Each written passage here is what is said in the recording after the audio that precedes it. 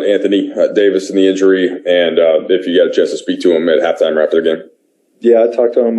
He just aggravated what he had last week. Just calling it an Achilles strain, and he'll have an MRI tomorrow, and we'll know more then. Frank, presuming he's going to be out at least short term, and then kind of baking in tonight's game, what are the things that you guys have to do without him, and how did that play a factor tonight?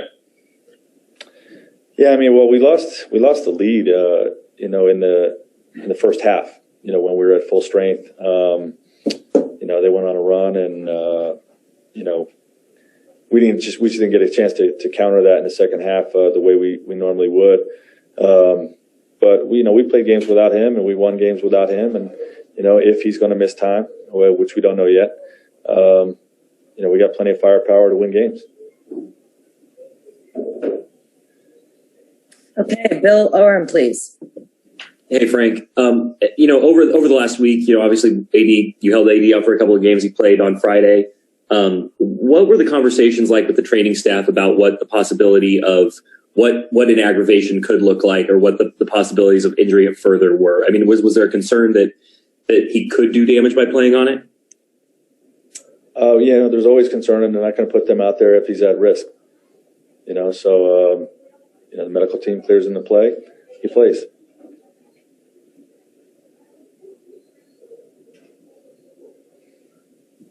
Oh, my apologies. Dave McMenamin.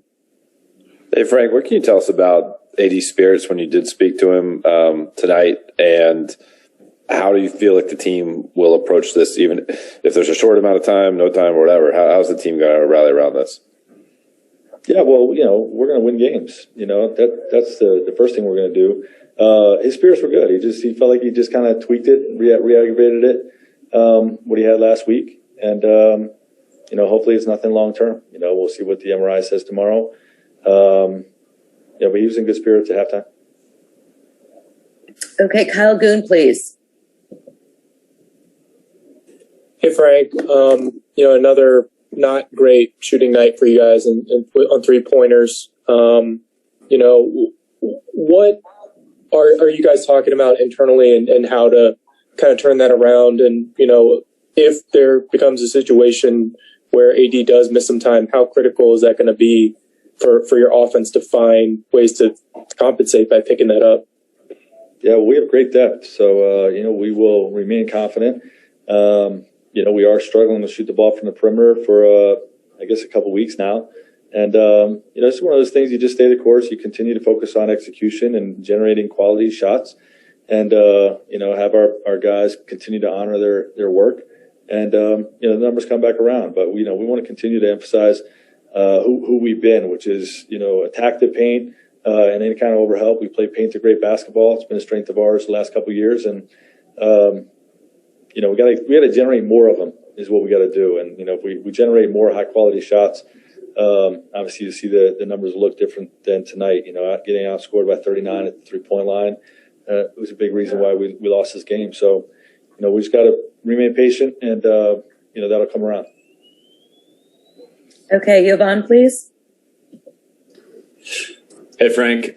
Kyle stepped in the second half in place of AD and had 19 points and 8 rebounds. I'm curious what you thought of his performance, from that point on, and how confident you are in case he, if AD does miss time and Kyle starts or has a bigger role in the offense. How confident are you in him kind of assuming a larger role? Yeah, Kuz was great tonight. He stepped in obviously and made shots when guys are struggling to make shots. Always plays extremely hard, with great energy, and that's who we want to be. That's an identity piece. We want all our guys to exemplify.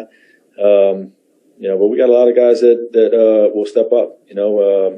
If AD misses some time, the guys will step up, and it's not going to fall on any one person. We got a lot of firepower and a lot of resources. Okay, Dan Woike, please. Hey, Frank, a couple quick questions. Did they say anything about ruling out a tear or any of that stuff in the initial? Achilles strain. That's all I can give you guys.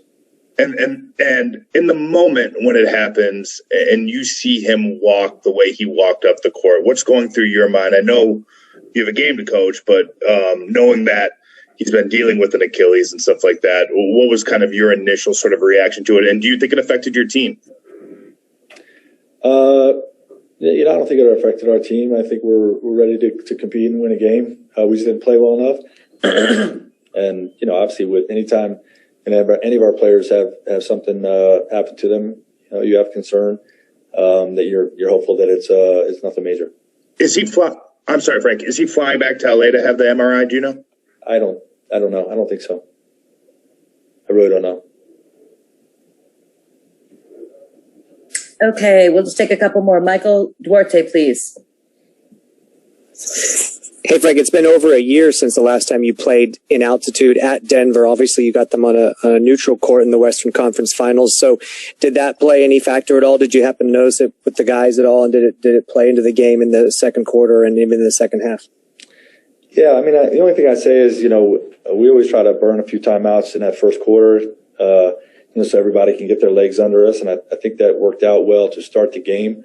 What it does is makes you vulnerable when they're on a run, as to how much you want to use timeouts to stop the run. And, I had burned a few. So, I think that's the only way it may have impacted the game. But I think once guys got their initial wind, that first wind out of the way, I don't think it was a factor.